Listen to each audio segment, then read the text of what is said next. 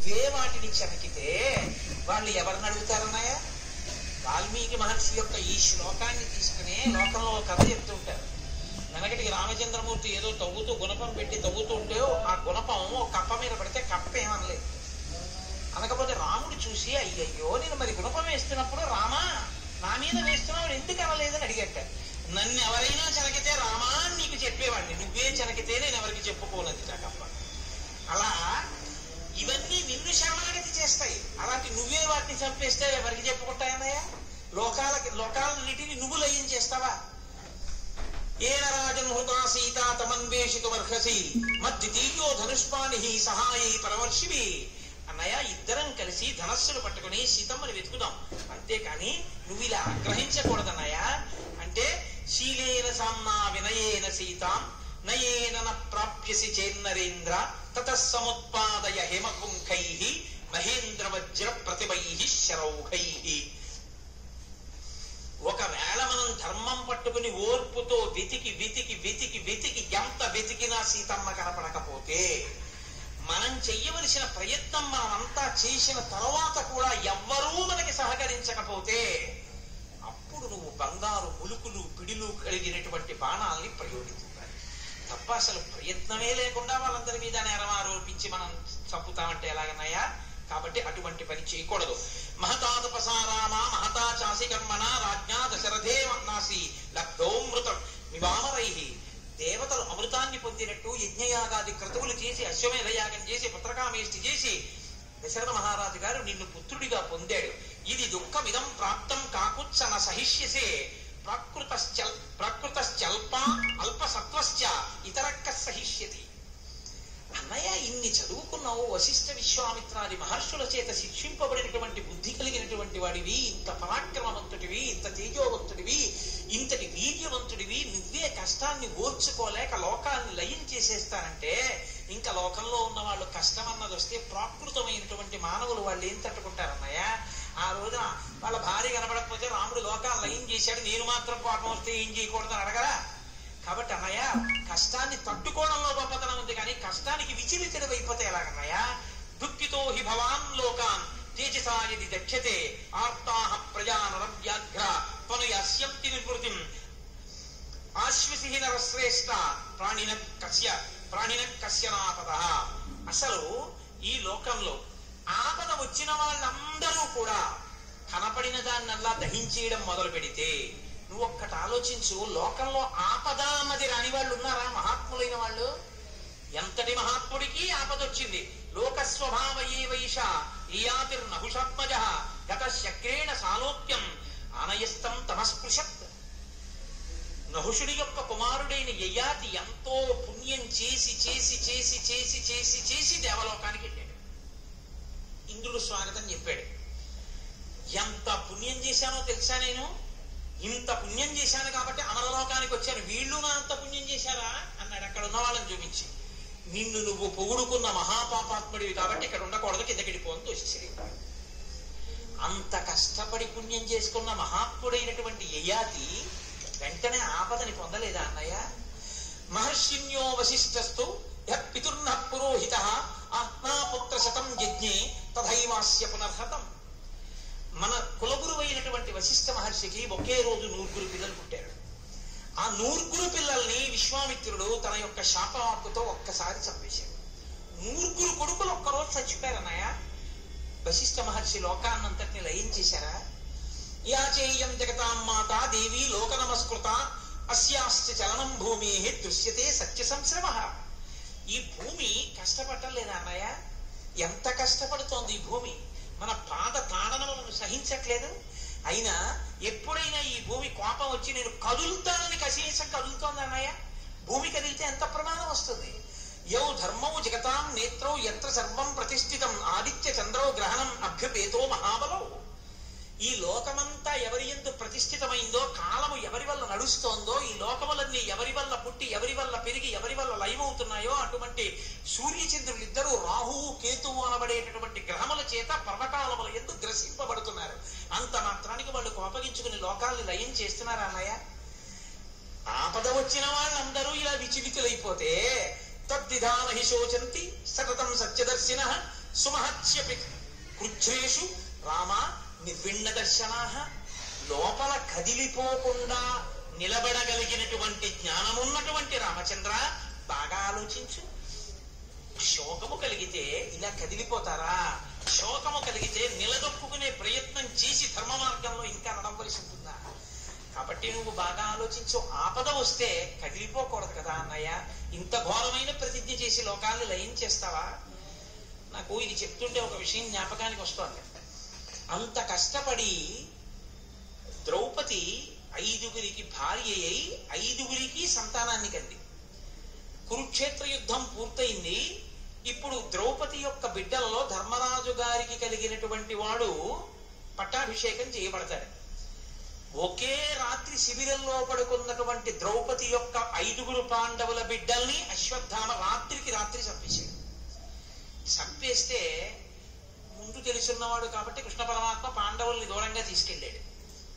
ఈ మాట కురుక్షేత్రంలో యుద్ధరంగంలో అంపశయ్య మీద పడిపోయి ఉన్నటువంటి భీష్మాచార్యుల వారికి చెప్పారు. తాతగారు, రాత్రి పాండవుల యొక్క పిల్లలందరూ సంహరింపబడ్డారు. ద్రౌపదీ సంతానం అంతా నశించిపోయింది. అశ్వత్థామ చంపేశారన్నారు. భీష్ముడు ఏమన్నాడో తెలిసానండి. అన్నన్నా అలాగా అనలేదు. ఆయన అన్నాడు, ఇప్పుడు దుర్యోధనుడు రాజు కాడుగా, చచ్చిపోయాడుగా, ధర్మరాజేగా గెలిచినవాడు కాబట్టి ధర్మరాజు చేతిలోనేగా ఉంది రాచరికం. రాజట ధర్మజుడు, సురరాజసుతుండట ధన్వి. అర్జునుడు దేవేంద్రుడి యొక్క కొడుకు. శాస్త్రమోత్తేజకమై అందరూ సంహరింపబడ్డారు. ద్రౌపదీ సంతానం అంతా నశించిపోయింది. అశ్వత్థామ చంపేశారన్నారు. భీష్ముడు ఏమన్నాడో తెలిసానండి. అన్నన్నా అలాగా అనలేదు. ఆయన అన్నాడు, ఇప్పుడు దుర్యోధనుడు రాజు కాడుగా, చచ్చిపోయాడుగా, ధర్మరాజేగా గెలిచినవాడు కాబట్టి ధర్మరాజు చేతిలోనేగా ఉంది రాచరికం. రాజట ధర్మజుడు, సురరాజసుతుండట ధన్వి. అర్జునుడు దేవేంద్రుడి యొక్క కొడుకు. శాస్త్రమోత్తేజకమైన గాంధీవము విల్లుయట. శత్రువుల్ని సంహరించగలిగినటువంటి గాంధీవం, అది టంకారం చేస్తే చాలు, బలహీనమైన గుండున్న వాళ్ళందరూ చచ్చిపోతారు. అటువంటి టంకారము చేయగలిగినటువంటి గాంధీవము ధనస్సు. సారథి సర్వభద్ర సంయోజకుడైన కృష్ణుడట. అందరినీ రక్షించగలిగినటువంటి కృష్ణ పరమాత్మ అర్జునుడికి సారథి. ఉగ్రగదాధరుండు భీముడయ్యాజికి తొడువచ్చునట. ఎప్పుడూ గదాదండాన్ని పట్టుకుని కోపంతో తిరిగేటటువంటి భీమసేనుడు అర్జునుడికి పక్కన ఉంటాట. ఆపద కల్గుటకి విచిత్రమో అన్నాడు. ఇంతమంది తండ్రులై ఉండగా, ఇంతమంది గొప్పవాళ్ళు ఉండగా పిల్లలందరూ ఒక్క రాత్రి చచ్చిపోవడం అంటే, ఇటువంటి ఆపద రావడం అంటే, ఇంతమంది ఉన్న చోటే ఆపద వచ్చిందంటే, ఆపద అన్నది ఈశ్వరుడి చేత ఎలా ఇవ్వబడుతుందో ఆశ్చర్యం కదా అన్నాడు. తట్టుకున్నాదా లేదా ద్రౌపది? 5గురు కొడుకులు పోతే భీముడు కోప్పట్టాడేమో కానీ చంపేస్తానని. ఆ ద్రౌపది మాత్రం ధర్మాన్ని వీడలేదు. మహాతల్లి నిజంగా మహాభారతంలో ఆ స్థితిలో ఆవిడ కాబట్టి ఆ మాట చెప్పగలిగింది. ఆ కొడుకులు పోయి నేను ఏడుస్తున్నట్టే ఎక్కడ ఏడుస్తోందో ద్రోణుడి యొక్క భార్య ఆ అశ్వత్థామ కోసం. కాబట్టి ఈ పిల్లవాడిని తీసుకెళ్లి అప్పజెప్పిపోయింది అయ్యా. గురువు ఒకటి, గురుపుత్రుడు ఒకటి కాదు, తప్పు, తీసుకెళ్లి ఇచ్చిసేయండి అన్నాడు. కాబట్టి మహాత్ములైన వాళ్ళకి ఆపదలు రాలేదా అన్నయ్య? కనుక అంటే ఇది భీష్ముడు చెప్పినటువంటి ఘట్టం. పై ఘట్టాల వరకు మీరు వాల్మీకి రామాయణంలో ఉన్నటువంటి ఘట్టాలు. కాబట్టి విచలితులు కాకుండా నిలదొక్కున్న వాడెవడో వాడు కదా అన్నయ్య మహాత్ముడు. నీకు తెలియదని కాదు. బుద్ధిశ్చతే మహాప్రాజ్ఞ దేవైరపి దురన్వయ శోకేనాభిప్రసుప్తం తే జ్ఞానం సంబోధయామ్యహం. నీకు తెలియదు అని నేను చెప్పట్లేదన్నయ్య. కేవలం నీ జ్ఞానం అనేటటువంటి అగ్నిహోత్రాన్ని బూది కప్పింది శోకం. దాన్ని తొలగించడానికి ఒక్క 4 మాటలు చెప్పానంటే దేవతలు కూడా నీకు చెప్పడానికి సాహసిస్తారా అన్నయ్య? నీకు తెలియదు ఉంటుందా? దివ్యంచ మానుషంచత్వం ఆత్మనశ్చ పరాక్రమం ఇక్ష్వాకు వృషభావీక్ష్య యతస్వద్విషతాం వధే. నీకు దేవతలకి ఎంత పరాక్రమం ఉందో అంత పరాక్రమం ఉంది. వాళ్ళకి తెలుసున్న అస్త్రశస్త్రాలన్నీ నీకు తెలుసు. ఈ లోకంలో మనుష్యులకి ఎన్ని అస్త్రశస్త్రాలు తెలుసో అన్నీ నీకు తెలుసు. కాబట్టి అన్నయ్య వాడెవడో వెతికి పట్టుకుని చంపడం పెద్ద కష్టమా? కాబట్టి మనం అలా చేస్తే బాగుంటుందన్నయ్య అన్నాడు. వినే లక్షణం ఉన్నవాడు రాముడు, వినని లక్షణం ఉన్నవాడు రాముడు. మారీచుడు అంత చెప్పాడు, రావణుడు విన్నాడా? తమ్ముడు నీ తప్పు వల్లరా ఇంత ఇబ్బంది వచ్చిందని ఏ రాముడు అన్నాడో ఆ లక్ష్మణుడు చెప్తే రాముడు అన్నాడు, పూర్వజోప్యుక్త మాత్రస్తు లక్ష్మణేన సుభాషితం సారగ్రాహీ మహాసారం ప్రతిజగ్రాహ రాఘవ. తమ్ముడా, నువ్వు చాలా మంచి మాటలు చెప్పావురా, నిజమే. ఆ ఒక్కడి మీద నేను కసి తీర్చుకోవాలి, కానీ లోకాన్ని లయించేది ఏమిటి? చూశావా, నన్ను శోకం కదిపిందని, పద మన ఇద్దరం కలిపి వెతుకుదాం అన్నాడు. ఇది రాముని యొక్క గొప్పతనం. నేను మీతో మనవి చేసింది, మాట విన్నవాడు గొప్పవాడు తప్ప మాట చెప్పినవాడు గొప్పవాడు కాడు. మాట చెప్పినవాడి గొప్పతనం విన్నవాడి వల్ల నిలబడుతుంది. ఏమయ్యా, నేను చెప్తున్నాను, నా పెద్దరికం ఏమైపోతుంది, లోపలికి వెళ్ళు అన్నాడు అనుకోండి. నీ పెద్దరికం అంతా కలిసిందే ఊరుగా పక్కకి వెళ్ళి అన్నాడు అనుకోండి, ఏమైంది వీడి పెద్దరికం? పెద్ద చెప్పొచ్చావు లేవా, నువ్వు విడితే ఏదో పని అవుతుందన్నావు, నీ గడ్డి పరక్కిత తీసేశాడంటారు. ఆయన గౌరవం కూడా పోయిందా లేదా? ఆయన గౌరవం ఎప్పుడు నిలబడుతుందంటే ఆయన గౌరవాన్ని నిలబెట్టేవాడు ఉంటేను కదండి. క్రోధాన్ని అగ్నిహోత్రంలో నెయ్యి పోస్తే ఎలా పెరుగుతుందో క్రోధంతో మీరు పనులు చేసే కొద్దీ పెరుగుతుంది తప్ప దానివల్ల ఉపశాంతి కలుగుతుంది అని మీరు ఎప్పుడు అనుకోకూడదు. అందుకే అంటే చెప్పినంత తేలిక కాదనుకోండి, కానీ సాధన చెయ్యగా చెయ్యగా మీరు ఆ క్రోధాన్ని పరిశీలనం చేసి క్రోధమునకు విరుగుడు ఏమిటో తెలుసా అండి? లోకంలో మౌనమే, అదొక్కటే విరుగుడు. అదుపు తప్పిన కోపం మీకు వస్తే మీరు ఉత్తర క్షణంలో మౌనంలోకి వెళ్ళిపోవాలి. మీరు ఒక 30 నిమిషాలు, ఒక గంట సేపు తీవ్రమైన శోకము కలిగిన, తీవ్రమైనటువంటి క్రోధము కలిగిన మౌనంలోకి వెళ్ళాలి. ఎందుకో తెలుసా? తీవ్రమైన శోకం క్రోధాన్ని పుట్టిస్తుంది. అవి రెండు అక్క చెల్లెళ్ళు. అందుకని తీవ్రమైన శోకం కలిగిన, తీవ్రమైన క్రోధం కలిగిన మౌనంగా ఉంటే కొంతసేపు ఉపశమిస్తుంది. అది మళ్ళీ చల్లారిపోయే అవకాశం ఇవ్వాలి. మీరు పాలు పొంగగానే మీరు గ్యాస్ స్టవ్ ఇలా కట్టేశారనుకోండి, వెంటనే కిందకి వెళ్ళిపోతాయండి, వెంటనే కిందకి వెళ్ళాం. It takes some time to settle down. కొంచెం అలా మెల్లమెల్లగా ఇలా కిందకి దిగి త్వరక కట్టి అలా మళ్ళీ తమ స్థాయిలోకి తాము నిలబడతాయి. మీరు ఇలా ఏదో తలుపేసుకుని ఇలా లోపలికి వెళ్ళి పొలం తగ్గిపోయిందని బయటకు వచ్చారంటే మళ్ళీ గొడవ వస్తుంది. మీరు ఒక్క గంట సేపు నన్ను విడిచిపెట్టేయండి, నేను మౌనంలో ఉంటాను, మీరు నన్ను దయచేసి ఎవరు పలకరించకండి అని చెప్పేసి మీరు తలుపు వేసుకుని లోపలికి వెళ్ళిపోయి మీ మనసుని ప్రయత్నపూర్వకంగా శ్రీరామాయణాది కావ్యముల వైపు క్రోధము ఎంత ప్రమాద హేతువు, రామచంద్రమూర్తి ఎలా నిగ్రహించుకున్నారు అన్నదాన్ని, మహాత్ములైనటువంటి వారు జీవితాల్లో ఎంత కష్టాలు పడ్డారు, మనం పడిన కష్టం ఎంత, మనకు వచ్చిన శోకం ఎంత అని మీరు బాగా ఆలోచన చేస్తే అది పాలు కిందకి దిగినట్టు దిగుతుంది. దిగిన తరువాత మీరు బయటకు వచ్చారనుకోండి, మీరు కీర్తిని పోగొట్టుకోకుండా మీ పెద్దరిక నిలబడేటట్టు మీరు మాట్లాడగలుగుతారు. యుక్తాయుక్త విచక్షణ మళ్ళీ నిలబడుతుంది. క్రోధము ఆవహించి ఉండగా మీరు ఉన్నారనుకోండి, మీకు మీ ఎదురుగుండా ఉన్నవాళ్ళకి కూడా ప్రమాదం. చాలా దూరం వెళ్ళిపోతుంది. ఒక్కొక్కసారి ఏమవుతుందంటే జీవితాంతం లగచవలసి ఉంటుంది. కొంతమంది చూడండి, అప్పటికి క్రోధంతో చాలా పెద్ద తప్పు చేస్తారు, చేసి జీవితాంతం ఏ ఖైదులోనో కూర్చుంటారు. వీళ్ళు ఏమి ప్రయోజనం? కాబట్టి క్రోధం అనేటటువంటి దాన్ని పెంచే ప్రయత్నం చేయకూడదు. పాలు దిగినట్టు దింపే ప్రయత్నమే మనిషి చేసుకోవాల్సి ఉంటుంది. ఇది రాముణ్ణి చూసి రామాయణంలో మనం నేర్చుకోవాలి. కాబట్టి ఈ ఘట్టానికి నేను వ్యక్తిగతంగా చాలా పెద్దపీట వేస్తాను. ఎందుకంటే మనిషి తప్పకుండా చాలా జాగ్రత్త పడవలసినటువంటి శత్రువు అంటూ ఉంటే క్రోధం ఒకటే. మీరు చూడండి, క్రోధం అన్నది ఎప్పుడు దేన్ని ఆశ్రయిస్తుందో తెలుసా అండి? కామాన్ని ఆశ్రయిస్తుంది. కోరిక పక్కన క్రోధం ఉంటుంది, సాధారణ సిద్ధాంతం అంతే. కామం లేకుండా క్రోధం ఉంటుంది తెలుసా? మనకి కామంతో క్రోధం ఉంటుంది, అంటే ఏదో కోరిక తీరలేదని కూడా క్రోధం వస్తుంది. కామం లేకుండా క్రోధం ఉంటుంది, అది గమ్మత్తు. ఏ కోరిక ఉండదు, కానీ కోపం మాత్రం ఉంటుంది. అది కోటలో ఉన్న క్రోధం లాంటిది తెలుసా అండి?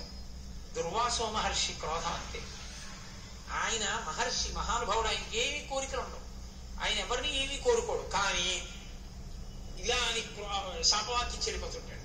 క్రోధాన్ని మాత్రం నిగ్రహించలేదు. విశ్వామిత్రుడు ఎంత కష్టపడ్డాడండి కామక్రోధాల నుంచి బయటికి రావడానికి. కాబట్టి రామాయణంలో నేను చెప్పినంత తేలికండి, మీరు విడిచిపెట్టేయండి అని చెప్పేయడం చాలా తేలిక. మీరు ఒకటి గుర్తుపెట్టుకోండి, మీరు విడిచిపెట్టేయండి అని చెప్పడానికి మీరు పట్టుకోలేదు దాన్ని, అది మిమ్మల్ని పట్టుకుంది. మీరు ఈ తేడా పట్టుకోవాలి. ఎప్పుడు క్రోధం మిమ్మల్ని పట్టుకుంటోందా అవకాశం చూసి మీరు క్రోధాన్ని పట్టుకున్నారా? మీరు క్రోధాన్ని పట్టుకోలేదు, క్రోధం మిమ్మల్ని పట్టుకుంది. కామం నన్ను పట్టుకుందా, నేను కామాన్ని పట్టుకున్నానా? కామం నన్ను పట్టుకుంది. ఇప్పుడు కామం నన్ను పట్టుకుంది కాబట్టి కామం నన్ను వదలాలి. క్రోధం నన్ను పట్టుకుంది కాబట్టి క్రోధం నన్ను వదలాలి. క్రోధం నన్ను వదలాలంటే అది వదిలేసేయడానికి కావలసిన స్థితిని మీరు కల్పించాలి. ఓ జలగ పట్టుకుందండి, నేను చెరువులో దిగి స్నానం చేద్దామని దిగాను, టక్కన పట్టుకుంది. జలగ పట్టుకున్న తర్వాత మీరు జలగని పట్టుకుని లాగారనుకోండి, అది ఓడదు, సాగుతుంది. జలగ సాగినట్టు సాగుతున్నాడు రా అంటే మీరు ఎంత లాగితే అంత సాగి మీ నెత్తుర్ని ఇంకా బాగా గబగబ తాగుతుంది. కాబట్టి జలగ ఓడదు. జలగ పట్టుకున్నవాడు ఏం చేయవలసి ఉంటుందంటే పెద్ద కేకలేసి అల్లరి చేసి జలగను లాగితే జలగ ఓడదు. గబగబా పరిగెత్తుకెళ్ళి ఏం చేస్తారంటే కాస్త ముగ్గట్టుకొచ్చి జలగ ఎక్కడ పట్టుకుందో అక్కడ వేస్తారు. ముగ్గు తగలగానే, ముగ్గు అంటే మీకు తెలుసు కదా, అది కూడా మర్చిపోతే ఇంకా మేము చాలా కష్టం. వీధుల్లో వేస్తాము ఇంటి ముందు. ఆ ముగ్గు కానీ తగిలితే దాని నోటి దగ్గర అది వదిలేస్తుంది. ఒక్కొక్క ప్రాణికి ఒక్కొక్క లక్షణం. ఉడు ఉందనుకోండి, మీరు నడువుకో తాడు కట్టి దాని మూతికి కాస్త మధుర పదార్థం రాస్తారు. రాస్తే అది నాక్కుంటూ ఏం చేస్తుందంటే ఆ ముందు మధుర పదార్థం ఉందనుకుని ఎక్కేస్తుంది నిలువుగా ఉన్న బాడీలాగా. దాన్ని ఏం చేస్తారంటే ఇంత ఎత్తెక్కింది, ఇంకా అంతకన్నా ఎత్తి ఎక్కక్కర్లేదు అనుకున్నప్పుడు నడువుకున్న తాడిని ఇలా అంటారు. అనగానే అదంతే ఇంకా అడ్డుపోయి ఉండిపోతుంది. అలాగే ఇక మళ్ళీ అది కదలాలంటే మళ్ళీ మధుర పదార్థం రాయాలి దాని నోటికి, రాస్తే తప్పని కదలదు. అంతే, దాన్ని తాడట్టుకుని పైకి ఎక్కేస్తారు. ఒక్కొక్క ప్రాణిది ఒక్కొక్క లక్షణం, ఈశ్వరుడి విభూతి. ఇప్పుడు జలగ మిమ్మల్ని పట్టుకుంటే వదిల్చుకోవడానికి జలగని మీరు వదిల్చుకుంటారా? జలగకి ఇష్టం లేని పదార్థాన్ని చల్లి జలగ వదిలేసేటట్టు చేస్తారా? జలగకి ఇష్టం లేని మీరు చల్లాలి చేస్తే జలగ వదిలేస్తుంది. పావుని మీరు పిలిచారా? పావు మీ ఇంట్లోకి వచ్చిందా? పగయగలిగనేది పామున్న ఇంటిలో ఉన్న ఎట్లా కాక ఎట్టులుండు అంటారు మహాభారతంలో. పగున్నవాడు ఎలా ఉంటుందంటే, పగగలిగిన వాడు ఉంటే పావున్న ఇంట్లో ఉన్నట్టు ఉంటుంది. పావున్న చోట చోడు చల్లాలి, జరిగితే మంత్రించిన చోటు జరిగితే పావు రాదు. క్రోధం మిమ్మల్ని పట్టుకుంది కాబట్టి ఇప్పుడు క్రోధం అనవాలంటే క్రోధం ఉండడానికి వీలు లేని పరిస్థితి మీరు కల్పించాలి. అది కల్పించడం హఠాత్తుగా క్రోధం వస్తుంది కానీ హఠాత్తుగా మీరు కల్పించలేదు. కాబట్టి మీరు దానికి సమయాన్ని ఇవ్వాలి. సమయాన్ని ఇవ్వాలంటే మీరు మౌనంలోకి వెళ్ళాలి. ఇది శ్రీరామాయణంలోంచి మనుష్యుడుగా బ్రతకడానికి చేసినటువంటి గొప్ప ఉపదేశం. ఈ ఘట్టాన్ని ఆధారం చేసుకునే మనిషి తన జీవితాన్ని మలుచుకోవలసి ఉంటుంది. అప్పుడే లోకం రామరాజ్యం అవుతుంది. అందుకే రామాయణం ఎంతకాలం చెప్పబడుతుందో, రామాయణం ఎంతకాలం వింటారో అంతకాలం మనుష్యత్వం ఉంటుంది అనడానికి కారణం అది. కాబట్టి ఇప్పుడు ఇద్దరూ కలిసి వెతకడం మొదలు పెట్టారు. చాలా సంతోషించాడు రామచంద్రమూర్తి. తన యొక్క కోపాన్ని విడిచిపెట్టేశాడు.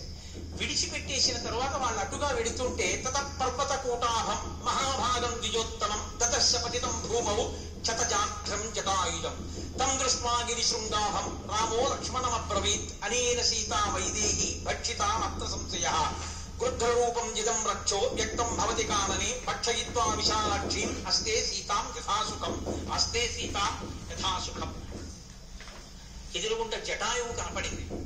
నెత్తుటితో ఉంది, నోట్లోంచి నెత్తురు నురుగు వస్తున్నాయి. దూరం నుంచి చూశాడు రాముడు. ఆయన హృదయమునకు స్వస్థత ఇంకా పూర్తిగా కలగలేదు. ఆయన ఎక్కడ నెత్తురు కాబట్టి అది సీతమ్మ నెత్తులే అన్న భావనలో ఉన్నాడంటే నేను మీతో మనవి చేశానుగా, అలా ఉండొచ్చా అంటే నరుడి కథ. ఎక్కడ అతి ప్రీతి ఉందో అక్కడ ప్రమాదాన్నే శంకిస్తుంది. కాబట్టి ఆయన అన్నాడు, ఈ జటాయువు రాక్షసుడు పక్షి రూపంలో మనకి చెట్టు మీద కనపడ్డాడు. ఇప్పటి వరకు అసలు జటాయువుకి అప్పచెప్పాను కదా, ఏడని ఆయన అడగలేదు. అంటే ఆయన శోకంలో మరిచిపోయాడు జటాయువు గురించి. ఇప్పుడు కనపడగానే ఏమనుకున్నాడంటే నెత్తురు చూసి, ఈ రాక్షస రూపంలో ఉన్న పక్షియే మన మిత్రుల్లా ఇన్నాళ్ళు మనతో ఉంది. మన ఇద్దరం బయటికి వెళ్ళగానే మీ ఇద్దరు వెళ్ళాక రక్షిస్తానని అందుకే చెప్పింది అరణ్యకాండలో. కాబట్టి ఇప్పుడు మన ఇద్దరం వెళ్ళగానే ఇది సీతని తినేసింది. అందుకే నెత్తురు ఒళ్ళంతా ఉంది. చూడు ఇక్కడికి వచ్చి పడుతుంది, ఇక్కడికి వచ్చి కూర్చునింది. రథం ఎక్కడిది మరి, కవచం ఎక్కడిది? లేవు. ఎందుకు లేవు? మళ్ళీ వెంటనే పైకి రేగింది క్రోధం. కాబట్టి ఇప్పుడు దీన్ని చంపేస్తున్నానన్నాడు అని ఒక బాణాన్ని ధనస్సులో సంధించి గబగబగబగబా జటాయువు వైపుకి గురిపెట్టి విడిచిపెట్టబోతున్నాడు. వెంటనే ఆ జటాయువంది సీతాం ఆదాయ వైదీహీం ఉత్పపాత విహాయసం రక్షసా నిహతం పూర్వం నమాం హంతుం త్వమర్హసి. మాట్లాడలేక గొంతు పెగల్చుకుని ఆ జటాయువంది ఒక రాక్షసుడు సీతమ్మని ఆకాశ మార్గంలో తీసుకెడుతూ ఆమెని రక్షించే ప్రయత్నం చేస్తే రామా నన్ను చంపేశాడు, ఇక నువ్వు నన్ను మళ్ళీ చంపవద్దు అంతే. వెంటనే ఆ ధనస్సు వదిలిపెట్టేసి పరిగెత్తుకుంటూ వెళ్ళి ఆ జటాయువు మీద పడ్డాడు. అప్పుడు చూశాడు 2 రెక్కలు తెగిపోయి ఉన్నాయి, కాళ్ళు తెగిపోయి ఉన్నాయి. నా కోసం, నా భార్య కోసం యుద్ధం చేసి నీ ప్రాణాలని పణంగా పెట్టావు. అందరికీ ఇష్టమైంది ఏంటంటే ప్రాణమే. ఆ ప్రాణమే పణంగా పెట్టేశావు నా కోసం, సీత కోసం. అటువంటి నిన్ను ఇంత మాట అన్నానని కౌగిలించుకుని నువ్వు నా తండ్రి మిత్రుడవు, నాకు తండ్రితో సమానం అని కౌగిలించుకుని దాని మీద పడి ఏడిచి అన్నాడు, లక్ష్మణ ఇప్పటి వరకు సీత కనపడలేదని శోకించాను, ఇప్పుడు నాకు సీత కనపడలేదన్న శోకం కన్నా ఈ జటాయువు మరణిస్తున్నాడని శోకిస్తున్నాను. ఈ శోకంతో పోలిస్తే ఆ శోకం గొప్పది కాదన్నాడు.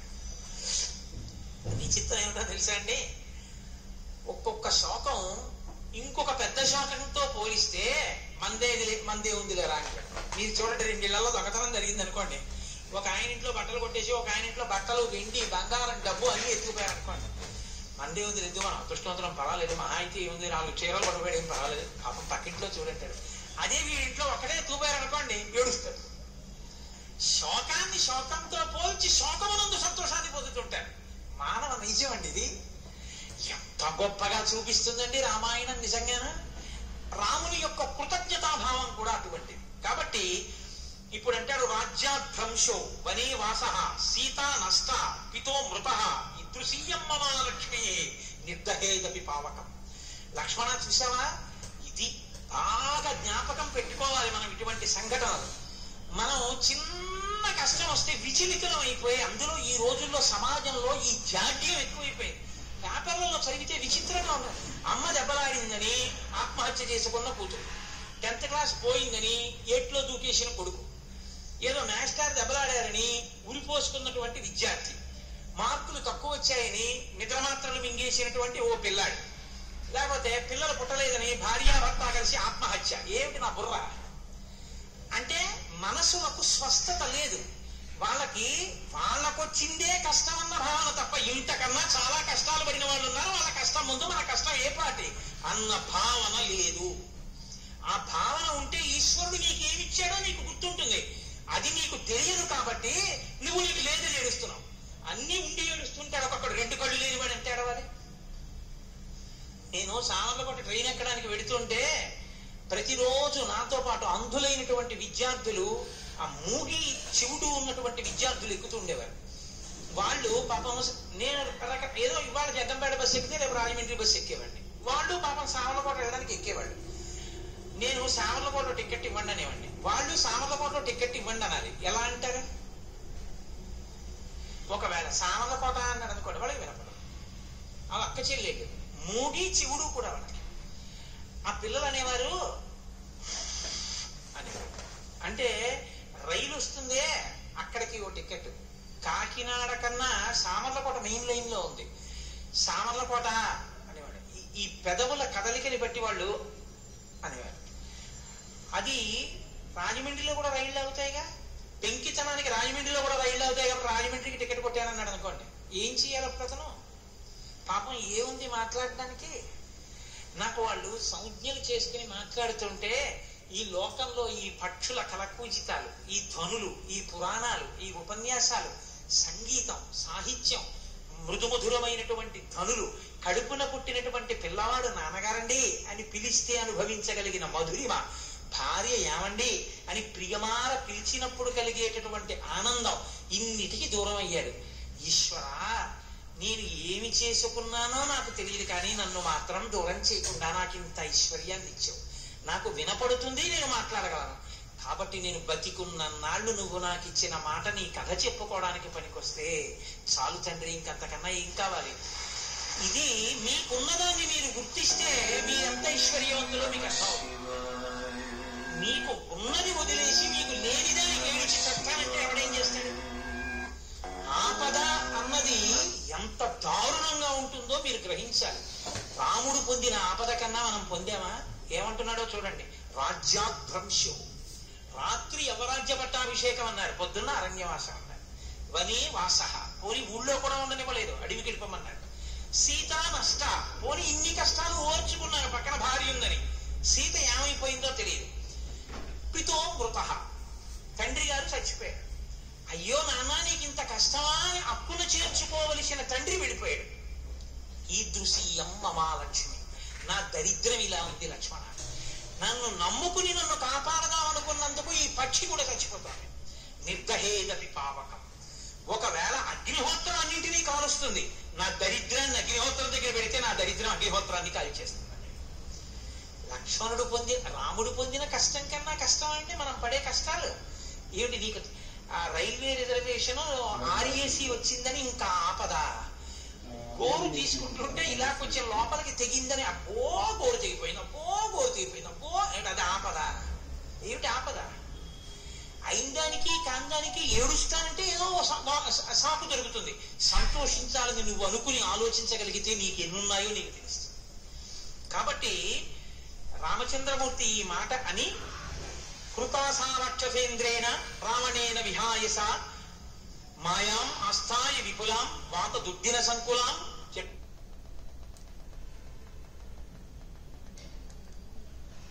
భవించగలిగిన మధురిమ. భార్య ఏమండి అని ప్రియమార పిలిచినప్పుడు కలిగేటటువంటి ఆనందం ఇన్నిటికి దూరం అయ్యాడు. ఈశ్వరా, నేను ఏమి చేసుకున్నానో నాకు తెలియదు, కానీ నన్ను మాత్రం దూరం చేయకుండా నాకు ఇంత ఐశ్వర్యాన్ని ఇచ్చావు. నాకు వినపడుతుంది, నేను మాట్లాడగలను. కాబట్టి నేను బతికున్న నాళ్ళు నువ్వు నాకు ఇచ్చిన మాట నీ కథ చెప్పుకోవడానికి పనికొస్తే చాలు తండ్రి, ఇంకంతకన్నా ఏం కావాలి? ఇది మీకున్నదాన్ని మీరు గుర్తిస్తే మీరెంత ఐశ్వర్యవంతులో మీకు అర్థం అవుతుంది. మీకు ఉన్నది వదిలేసి మీకు లేనిదానికి ఏడిచి చస్తానంటే ఎవడేం చేస్తాడు? ఆపద అన్నది ఎంత దారుణంగా ఉంటుందో మీరు గ్రహించాలి. రాముడు పొందిన ఆపద కన్నా మనం పొందామా? ఏమంటున్నాడో చూడండి. రాజ్యాభ్రంశం, రాత్రి యవరాజ్య పట్టాభిషేకం అన్నారు, పొద్దున్న అరణ్యవాసం అన్నారు. వనే వాస, పోని ఊళ్ళో కూడా ఉండనివ్వలేదు, అడవికి వెళ్ళిపోమన్నాడు. సీత నష్ట, పోని ఇన్ని కష్టాలు ఓర్చుకున్నారు, పక్కన భార్య ఉందని. సీత ఏమైపోయిందో తెలియదు. పితో మృత, తండ్రి గారు చచ్చిపోయాడు. అయ్యో నాన్న నీకు ఇంత కష్టమా అని అప్పును చేర్చుకోవలసిన తండ్రి వెళ్ళిపోయాడు.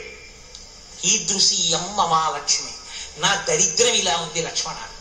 నన్ను నమ్ముకుని నన్ను కాపాడదామనుకున్నందుకు ఈ పక్షి కూడా చచ్చిపోతోంది. నిర్దహేదపి పావకం, ఒకవేళ అగ్నిహోత్రం అన్నింటినీ కాలుస్తుంది, నా దరిద్రాన్ని అగ్నిహోత్రం దగ్గర పెడితే నా దరిద్రం అగ్నిహోత్రాన్ని కాల్చేస్తుంది. లక్ష్మణుడు రాముడు పొందిన కష్టం కన్నా కష్టం అంటే మనం పడే కష్టాలు ఏమిటి? నీకు ఆ రైల్వే రిజర్వేషన్ ఆర్ఏసీ వచ్చిందని ఇంకా ఆపద, గోరు తీసుకుంటుంటే ఇలా కొంచెం లోపలికి తెగిందని అబ్బో గోరు తెగిపోయింది, అబ్బో గోరు తెగిపోయింది, అబ్బో అది ఆపద. ఏమిటి ఆపద? అయిందానికి కాందానికి ఏడుస్తానంటే ఏదో సాకు దొరుకుతుంది. సంతోషించాలని నువ్వు అనుకుని ఆలోచించగలిగితే నీకు ఎన్నున్నాయో నీకు తెలుస్తుంది. కాబట్టి రామచంద్రమూర్తి ఈ మాట అని కృతాసారక్షసేంద్రేణ రావణేన విహాయస మాయాం ఆస్థాయ విపులాం వాత దుద్దిన సంకులాం.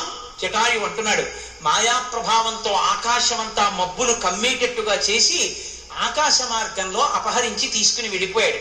ఆ తీసుకుని వెళ్ళడానికి పూర్వం అతను వెడుతున్నటువంటి రథాన్ని నాకున్న బలంతో రామా నిగ్రహించాను. ఆ రథాన్ని పడగొట్టాను, సారథిని చంపాను, పక్కన చామరాలు వేస్తున్న వాళ్ళని చంపాను, ఆ పైన ఉన్నటువంటి గొడుగు పడగొట్టాను, అతని ధనస్సు పడగొట్టాను, అమ్ముల పొదులు పడగొట్టాను. కానీ అతను యువకుడు, బలవంతుడు, ఆయుధములు ఉన్నవాడు. నేను వృద్ధుడనైపోయిన పక్షిని, వెళ్ళి నిన్ను తీసుకొచ్చే సమయం లేదు. నా చేతనైనంత పోరాటం చేశాను, కానీ నా రెక్కలు నరికేశాడు, నా కాళ్ళు నరికేశాడు. ఇక్కడ పడిపోయి నీకు ఈ వార్త చెప్పి ప్రాణం విడిచిపెడదామని కంఠంలో ప్రాణం పెట్టుకుని ఉన్నాను అంటూ ఉండగా మాంసముతో కూడినటువంటి నెత్తురు నురుగు కక్కి పక్కకి ఒరిగిపోతుంటే రాముడు ఆ పక్షి తలని చేత్తో పట్టుకుని, నా తండ్రి లాంటి వాడివి, నాకింత మహోపకారం చేశావు, నువ్వు వెళ్ళిపోతే నాకెవరు చెప్తారు, కాబట్టి నాకు చెప్పు ఎవరు పట్టుకెళ్లారు, అతనికి నేను చేసిన అపరాధం ఏమిటి, ఆ రావణుడు నా మీద ఎందుకు క్రోధం వహించాడు, ఎటు తీసుకెళ్లాడు, ఎలా తీసుకెళ్లాడు, ఎందుకు తీసుకెళ్లాడు, ఇన్ని ప్రశ్నలు ఇస్తున్నాడు. ప్రాణోత్క్రమణం అయిపోతోంది, చెప్పాలని తాపత్రయం ఉంది.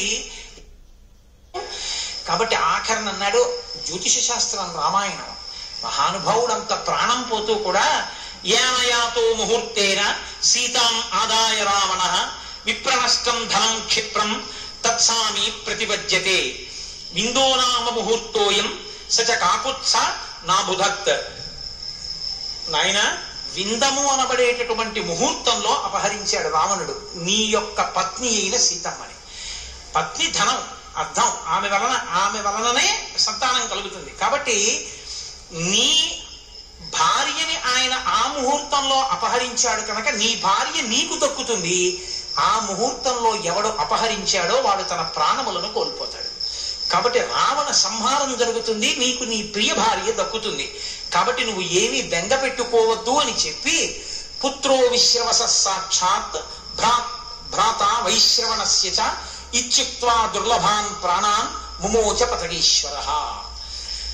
అన్ని ప్రాణులకు అత్యంత విలువైనదేదో ఆ ప్రాణములను ఆకరణ అతి కష్టం మీద వాక్కుగా మార్చి విశ్రవసో బ్రహ్మ యొక్క కుమారుడు, కుబేరుడి తమ్ముడు, రావణ నామధేయుడు నీ భార్యని అపహరించాడు అన్న వాక్యాన్ని పూర్తి చేసి నోటి వెంట చటుక్కన మాంసముతో కూడిన నెత్తుటిని కక్కి రామచంద్రమూర్తి చేతులలోంచి ఒరిగి తల వాల్చి కనుగుడ్లు పైకొచ్చి శరీరం ఉన్న మిగిలిపోయిన కాళ్ళు శరీరావయవాల్ని బాగా వెంబగా చేసి ఆ బాధ తట్టుకోలేక ప్రాణాన్ని విడిచిపెట్టేశాడు జటాయువు.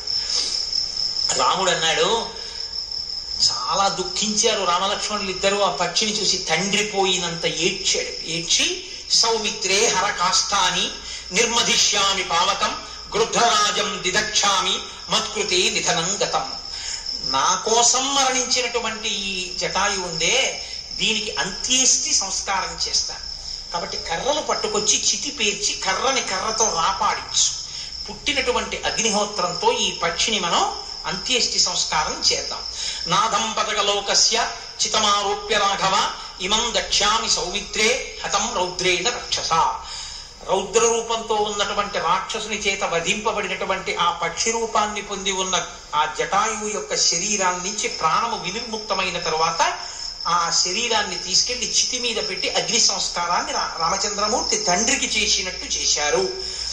ఆయన మహానుభావుడు ఆ అంత్యేష్టి సంస్కారంలో పఠించేటటువంటి మంత్రములను కూడా సమయంలో పఠించాడు. ఇక్కడ మీరు ఒక విషయాన్ని కొంచెం జాగ్రత్తగా గమనించాలి. ఎందుకు ఈ పని చేయడం? రాముడు పక్షి కదా, వదిలి వెళ్ళిపోవచ్చు కదా. అంత్యేష్టి సంస్కారము అనేటటువంటిది సనాతన ధర్మంలో అంతర్భాగం. ఒక అపురూపమైనటువంటి సృష్టి ఈశ్వరుడి చేత చేయబడిన ప్రాణి మనుష్యుడు. నేను ఇప్పుడు దాని గురించి ఉపన్యాసం చెప్పడం కుదరదు కానండి, మీకు నేను ఒక్క మాట చెప్తాను. ఈశ్వర సృష్టిలో ఉన్న గొప్పతనం చూడండి. ఇంత పెద్ద శరీరము దేని మీద నిలబడుతుందంటే పాదముల మీద నిలబడుతుంది. పాదములు భూమి మీద ఉంటాయి. పాకే ప్రాణులు అపకారం చేయడానికి అవకాశం ఎక్కువ ఉంటుంది. అవి దేని చేత అపకారం చేస్తాయంటే భయం చేత అపకారం చేస్తాయి. పాకే ప్రాణులు ఎప్పుడూ కూడా అపకారం దేనికి చేస్తాయంటే భయానికి. అంటే వీడు మన ఏమైనా చేస్తాయనుకుని చేస్తాయి తప్ప మన్ని చూస్తే ముందు అవి పారిపోయే ప్రయత్నం చేస్తాయి. ఒకవేళ అనుకోకుండా మనము అవి దగ్గరైపోయాం అనుకోండి, అది అనుకోలేదు మనము అనుకోలేదు, మనం అటు వెళ్ళాం అది వచ్చేసింది. ఇప్పుడు అది తప్పుకోవడానికి అవకాశం ఇవ్వాలి. సాధ్యమైనంత వరకు అది తప్పుకోవడానికి చూస్తుంది. తప్పుకోవడానికి అవకాశం ఇచ్చి మన్ని రక్షించడం కోసం ఈశ్వరుడు చేసినటువంటి గొప్ప నిర్మాణ ప్రక్రియ ఏమిటో తెలుసా అండి? పాదం అంతా నేల మీద వాలకుండా పాదానికి మధ్యలో చిన్న జాగా అట్టే పెట్టాడు ఆయన, ఖాళీ స్థలాన్ని. అందుకే మీరు ఎప్పుడైనా చూడండి, కాళ్ళ మధ్యలోంచి వెళ్ళిపోయిందంటారు. మీరు ఎప్పుడైనా అనుభవం చూశారో లేదో కానీ ఇలా నిలబడి ఉంటే ఏదైనా ప్రాణి పారిపోవాలనుకుంటే అతను మనల్ని గమనించట్లేదు కానీ దగ్గరగా ఉన్నాడు అనుకుంటే కాళ్ళ కిందకి దూరుతుంది ఆ కన్నంలోకి. ఆ కన్నంలో దూరగానే ఇతనికి చల్లగా తగులుతుంది. తగలగానే అయిపోయి కాళ్ళు ఎత్తి 2 గంతులు వేసేటప్పుడు కదా అలా వెళ్ళిపోతుంది. వీడు దాని మీద ఏమైనా పడితే కరుస్తుంది చెప్పలేకపోతే వెళ్ళిపోతుంది. నేను ఎన్నో సందర్భాలు నాకు తెలుసు, ఎందుకంటే నేను అలాంటి చోట్ల ఉద్యోగం చేశాను కాబట్టి నాకు తెలుసు. కాబట్టి ఈశ్వర నిర్మాణం అంత అపురూపం అండి. అంత అపురూపంగా నిర్మింపబడినటువంటి ఈ శరీరాన్ని సమంత్రకంగా అగ్నిహోత్రంలో వ్రీల్ చేయాలి, అంత్యేష్టి సంస్కారం జరగాలి. అది కొన్ని వేల సంవత్సరములు బతికి పక్షులకు రాజు అయినటువంటి వాడు ఆ ప్రాంతంలో పుట్టి ఆ ప్రాంతంలో పెరిగి ఆ ప్రాంతంలో తన కార్యం మీద మరణించిన వాడు పితృ సమానుడు. ఆ శరీరం అలా పడిపోయి తనంత తాను భూమిలో కలవకూడదు, అంత్యేష్టి సంస్కారం చెయ్యాలి. కాబట్టి చితి మీద పెట్టి కాల్చాడు రాముడు. అనాథ ప్రేత సంస్కారమే అశ్వమేధయాగమంత మహాఫలితం. మనిషి ప్రాథమికమైన ధర్మాలలో ఒకటి ప్రేతాన్ని సంస్కరించాలి. ప్రేతాన్ని సంస్కరించకుండా ఉండకూడదు. అందుకే ఈ ధర్మం రామాయణంలో చెప్పడానికే రాముడు జటాయువుని సంస్కరిస్తాడు, రావణుణ్ణి సంస్కరిస్తాడు. సంస్కరించడం అంటే అంత్యేష్టి సంస్కారం చేస్తాడు. అలాగే వాలికి అంత్యేష్టి సంస్కారం చేయిస్తాడు. ఆయన ఎప్పుడూ అంత్యేష్టి సంస్కారం చెయ్యకుండా వదలడు. అలాగే మీరు చూడండి కృష్ణ భగవానుడు కురుక్షేత్రంలో అంతమంది వీరులు మరణించారు. పేరు పేరు పేరు పేరు పేరు పేరు చెప్పించి ఉభయ వంశాల వాళ్ళని, ఇటు పాండవులు అటు కౌరవులు, అటు ధృతరాష్ట్రుడిని కూర్చోబెట్టారు, ఇటు ధర్మరాజు గారిని కూర్చోబెట్టారు. చనిపోయిన ఒక్కొక్క వీరుడి పేరు చెప్పేవారు. నీకు చెందినవాడా, నీకు చెందినవాడా, ఎవరో అక్కడికి చెందినవాడు అనేవారు. నువ్వులు నీళ్లు విడిచిపెడుతూ ఉండేవాడు. ఇటు ధర్మరాజు గారు కానీ ఇటు ధృతరాష్ట్రుడు కానీ. ఇద్దరూ నా వాడు కాదన్నవాడు ఎవరో తెలుసా అండి? ఒక్క కర్ణుడు. ఎందుకంటే కర్ణుడు కుంతీదేవి పుత్రుడు అని పాండవులకు తెలియదు. ధృతరాష్ట్రుడు అన్నాడు నా సంబంధీకుడు కాడన్నాడు, ధర్మరాజు అన్నాడు నా సంబంధీకుడు కాడన్నాడు. ఇద్దరూ నువ్వులు నీళ్లు వదలమన్నారు. అప్పుడు బయటపడింది కుంతి, నా పుత్రుడేనయ్యా, ఆఖరికి ప్రాణం కూడా పోయింది నేను వెళ్ళి అడిగినందుకు. నువ్వులు నీళ్లు కూడా దక్కవా నా కొడుకే వదలండి అని. అయంత పని చేశావమ్మా, నా అన్నని నాతో చంపించేశావు. ఒక ఆడదాని నోట రహస్యం దాటితే ఇంత ప్రమాదం వచ్చింది కాబట్టి నువ్వు గింజనాడినంతసేపు ఆడదాని నోట రహస్యం దాగకుండా కాక అన్నాడు ధర్మరాజు గారు. ఆఖరికి ఏ కొడుకుల కోసం ఇంత శ్రమించిందో ఆ కొడుకు చేతే శాపం పొందింది. అప్పుడంది యాదవులందు పాండు సుతులందు నాకు మోహ విచ్ఛేదము చెయ్యుమయ్య, ఘనసింధువు చేరిడి గంగభంగి నీపాద సరోజ చింతనముపై అనిశము మదీయ వృత్తి అత్యాదర వృత్తితో గదియగనట్లు చేయగదయ్య ఈశ్వర అని కృష్ణుడిని ప్రార్థన చేసింది. ఏమిటి వెర్రిలు వ్యామోహాలు, వాడి కోసం ఇంత తాపత్రయ పడితే వాడు శపించండి అన్నది. కాబట్టి అంత్యేష్టి సంస్కారం కృష్ణుడు చేయించాడు, ప్రేత సంస్కారం రామచంద్రమూర్తి చేయించారు. ధర్మాత్ముడైన రాముడు ఇది చెయ్యకపోతే లోకంలో మనం చెయ్యవలసిన ధర్మం ప్రకాశించదు కనుక మనకి ధర్మాన్ని నేర్పాడు రామచంద్రమూర్తి. కాబట్టి ఇప్పుడు ఆయన అన్నాడు చిట్ట చివర, యాగతిర్యజ్ఞశీలానాం ఆహితాగ్నిశ్చయాగతి అసరావర్తినాం యాచ భూమి ప్రదాయినాం మయాత్వం సమనుజ్ఞాతో గచ్చ లోకాననుత్తమాన్ గృధ్రరాజ మహాసత్వ సంస్కృతశ్చ మయా వ్రజ. నా చేత సంస్కరింపబడినటువంటి ఓ జటాయువా, నీవు ఎటువంటి లోకాలకు వెడతావో తెలుసా?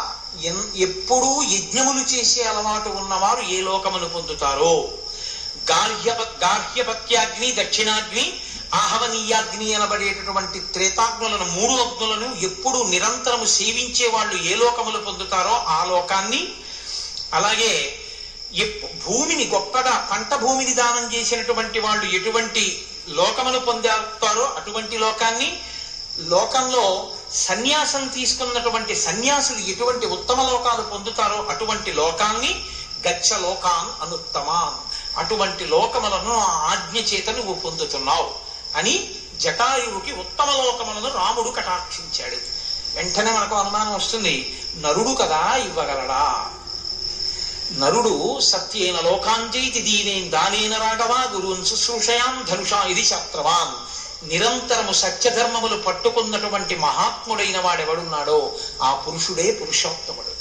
వాడు తన మాట చేత ఎవరికి ఏదైనా కృప చేయగలడు. మీకు నేను బాగా ఈ విషయంలో నమ్మకం కలగాలంటే ఒక ఉదాహరణ చెప్తాను. ఇప్పటికీ నాకు ఆయన మిత్రుడు, మా గోపాలకృష్ణ గారికి బాగా తెలుసు. నా దగ్గరికి వస్తుంటారు ఆయన అస్తమానం. ఆ కంచిలో వాళ్ళ పెద్దనాన్న గారికి ఒకనకొకప్పుడు భయంకరమైన కడుపు నొప్పి వచ్చింది. వస్తే వాళ్ళ తమ్ముడు గారు పరిగెత్తుకుంటూ పరమాచార్య స్వామి వారి దగ్గరికి వెళ్ళారు. పరమాచార్య స్వామి వారు కంచికి దూరంగా ఓ పల్లెటూరులో విడిది చేసి ఉన్నారు. అక్కడికి వెడితే ఆయన ఇలా చూశారు. సాధారణంగా జగద్గురువుల దగ్గర అయితే 4 నమస్కారాలు చెయ్యాలి. ఎందుకంటే వాళ్ళు తుల్యావస్థని దాటి ఉంటారు కాబట్టి ఒకసారి సాష్టాంగం చేసి 3 మార్లు మళ్ళీ నమస్కారం చెయ్యాలి. 4 సార్లు చేస్తాం సన్యాసికి చేస్తే, అందున పీఠాధిపతులు జగద్గురువులకి. కాబట్టి ఆయన 4 మాటలు నమస్కారం చేస్తుంటే ఆయన పక్కన అంతేవాసిని పిలిచి అన్నారు, వాడిని ఆపకుండా అలా చేస్తూ ఉండమని అన్నారు. ఆయన అలా చేస్తూనే ఉన్నాడు. నడుము నొప్పెట్టదండి. ఆయన అలా చేస్తూనే ఉన్నాడు. పరమాచార్య ఆగమం లేదు. అది సంప్రదాయం కాదు, అలా చేయించరు. అది వేరొకరికి ఎందుంది ఆ సంప్రదాయం అలా నమస్కారం చేయించడం తప్ప ఇందులో చేయించరు. కానీ ఆయన చేయమన్నారు. ఆయన అలా చేస్తూనే ఉన్నారు. ఆయనకి ఈ పక్కటి ముఖలు, డొక్కలు, నడుము నిప్పెట్టిపోతున్నాయి. వాడిని ఆపద్దను చేస్తుండమని అన్నారు. అలా చేస్తూనే ఉన్నారు. కాసేపు ఆగన్నారు. వాడిని ఇలా రమ్మని అన్నారు. ఆయన ఈయనతో మాట్లాడలేదు, ఈయన ఆయనతో మాట్లాడలేదు. ఆయన వచ్చారు, నమస్కారం చేయలేదు. వాడిని చేస్తుండమని ఆపకుండా అన్నారు. వచ్చిందా మీ అన్నయ్య కడుపు నిప్పి నీ బాధతో తీసేశాను, నాకు నమస్కారం చేయించడం, పో ఇంటికి అన్నారు. ఈయన ఇంటికి వెళ్ళారు. వాళ్ళ అన్నయ్య గారికి కడుపు నొప్పి ఎందుకు తగ్గిపోయిందో డాక్టర్లకు తెలియలేదు, ఇంటికి పంపించేశారు. యథార్థంగా జరిగింది ఒక కుటుంబంలో. మీరు నమ్ముతారా? ఆ కుటుంబంలో వాళ్ళ పినతండ్రి గారి అబ్బాయి నాకు అత్యంత సన్నిహితుడు. నా దగ్గరికి అస్తమానం వస్తుంటారు. మహాత్ములు చేయగలరు, సత్యధర్మములను అనుష్ఠించిన మహాత్ములు చేయగలరు. శృంగగిరి పీఠంలో చంద్రశేఖర భారతీ స్వామి వారు పీఠాధిపత్యం వహించినటువంటి రోజుల్లో ఇప్పుడున్నంత గొప్పగా పీఠం అప్పుడు ఉండేది కాదు. వర్ణనలను బట్టి వీధిలో అంటే ఆ తుంగా నదిని దాటి అవతల వైపు ఉన్నటువంటి జగద్గురువుల యొక్క ఆశ్రమానికి యువతల ప్రాంగణంలో ఒక గదిలో కొంతమంది ఆడవాళ్ళు దిగారు. ఒక తల్లి ఓ పిల్లవాడితో దిగింది. భర్త వద్దు వద్దంటుంటే ఆ కొడుకుని తీసుకొచ్చింది ఆవిడ. జగద్గురువులు సాయంకాలం అసుర సంధ్య వేళ దాటిన తర్వాత చంద్రమౌళీశ్వరారాధన చేస్తారు. ఆవిడ వెళదాం అనుకుంటోంది. ఈ పిల్లాడు కళ్ళు తేలేసి.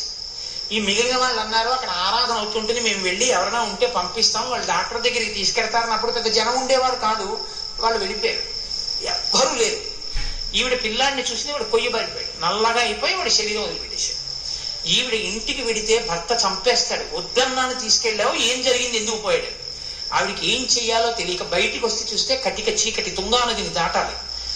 అంటే వారధి ఉంది కానీ చీకట్లో దాటి వెళ్ళాలి. ఇప్పటికే అక్కడ పాము బమ్మేసి జాగ్రత్త, బివేర్ ఆఫ్ స్నేక్స్ అని బోర్డులు ఉంటాయి. కాబట్టి ఇప్పుడు ఆవిడ భయపడిపోయి ఆ పిల్లాన్ని అక్కడ పెట్టుకుని తలెత్తి చూస్తే చంద్రశేఖర భారతి ఫోటో కనపడింది ఆవిడకి. ఆవిడ ఆయన వంక చూసి, ఆ ఫోటో వంక చూసి ఆవిడ ఫోటో అనుకోలేదు, జగద్గురువులే అనుకో. స్వామి, నా కొడుకు చనిపోయాడు, చంద్రమౌళీశ్వరారాధన చూడ్డానికి వచ్చాను, మీరు జగద్గురువులు, ఈశ్వరుడితో సమానమైన వారు, నాకు పుత్రభిక్ష పెట్టండి అని ఏడిచింది. ఆవిడ ఏడిచి చూసేటప్పటికి పిల్లాడు నవ్వుతూ లేచి అమ్మ కొంగట్టుకున్నాడు. ఆవిడ పిల్లాడిని చంకనేసుకుని పరుగు పరుగున తుంగానదిని దాటి చంద్రమౌళీశ్వరారాధన జరుగుతున్నటువంటి గురునిలయంలోకి పరిగెత్తింది ఆవిడ. అప్పుడే చంద్రమౌళీశ్వరారాధన పూర్తయిపోయి చంద్రశేఖర భారతీ స్వామి లోపలికి వెళ్ళిపోతున్నాడు. ఆవిడ పరుగు పరుగున వెళ్ళింది దగ్గరికి. ఆయన వెళ్ళిపోతూ ఆగకుండా ఇలా చూసి, ఏమి నీ కొడుకు కావాలన్నావు, ఇచ్చాం, సంతోషమా అంటూ వెళ్ళిపోయారు లోపలికి. ఎలా తెలిసింది? సత్యధర్మములను అనుష్ఠించగలిగినటువంటి మహాపురుషులకి తెలుస్తుంది. చంద్రశేఖర భారతీ సమాధిలో ఉండగా చంద్రశేఖరేంద్ర సరస్వతి ఏదైనా వర్తమానం పంపిస్తే ఆయన బయటికి వచ్చి కూర్చుని ఉండేవారు. పరమాచార్యుల వారు కులాసాగా ఉన్నారా అని ఆ వర్తమానం అందుకుని చదివి ఆయన ఏదో వేద సమ్మేళనం జరిపిస్తున్నారంటే చాలా సంతోషం అని చెప్పి మళ్ళీ లోపలికి వెళ్ళిపోయారు. ఆ సమయానికి ఆయన బయటకు వచ్చేవారు. మహాత్ములు మాట్లాడుకుంటారు, వాళ్ళకి అన్నీ తెలుస్తాయి. సత్యధర్మములను ఎవడు అనుష్ఠిస్తాడో వాడికి కర్తలామలకములు. కానీ అవన్నీ పట్టు కూర్చోరు, అదే పనిగా అవన్నీ ప్రదర్శిస్తూ కూర్చోరు. అది అవసరము అనుకున్నప్పుడు ఒక్కసారి వాళ్ళు అనుగ్రహిస్తే ఏదైనా చేసేస్తారు, ప్రాణభిక్ష కూడా పెట్టేస్తారు. అంతే. ఎన్ని జరిగాయో శృంగగిరి పీఠంలో ఇలాంటివి. ఎత్తుకుపోయిన యంత్రాలు ఎక్కడున్నాయో చెప్పేశారు పీఠాధిపతులు. ఎన్ని జరిగాయో ఏమండి. కాబట్టి మహాత్ములే. నమ్మకపోతే మన కర్మ, అంతే, మన అపనమ్మకం. కానీ సత్యధర్మములు పట్టుకోగలిగిన వాడికి ఎప్పుడూ ఆ శక్తి ఉంటుంది. కాబట్టి గచ్చలోకాన్ అనుత్తమాన్, నువ్వు ఆ లోకములకు వెళ్ళు అని జటాయుని పంపగలిగాడు రామచంద్రమూర్తి. ఎందుకు అంటే అటువంటి సత్యధర్మములను అనుష్ఠించాడు కాబట్టి. అంతటి మహానుభావుడైనటువంటి రామచంద్రమూర్తి యొక్క అత్యద్భుతమైన జటాయు సంస్కారము, ఆయన మోక్షాన్ని పొందడం.